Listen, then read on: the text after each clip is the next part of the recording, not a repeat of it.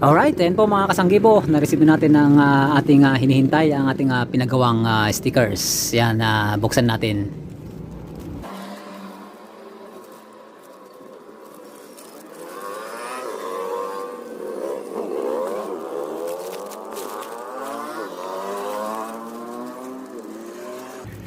Yan po mga kasanggibo ang pinagawa nating sticker.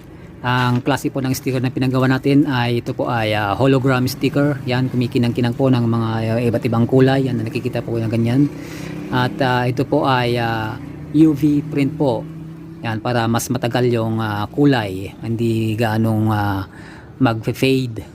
At ang cut niya ay kiss cut lamang po ang pinagawa natin. Pero pwede po kayong magpakat ng die cut. Yan na po mga kasanggibo ang yan pagkat na natin. Yan. Sa mga gustong magpagawa po ng kanilang sticker, dito po kayo magpagawa ang quality stickers at napakamura dito lang po sa Miu Stickers and Labels. Yan, chat lang po kayo, mag-message lang po kayo sa kanilang FB page. Ayan po ang sinasabi kong cut. Ito po ay ang kiss cut. Yan. Yan po ang ating logo mga kasanggibo. Yan, maraming salamat po sa panonood.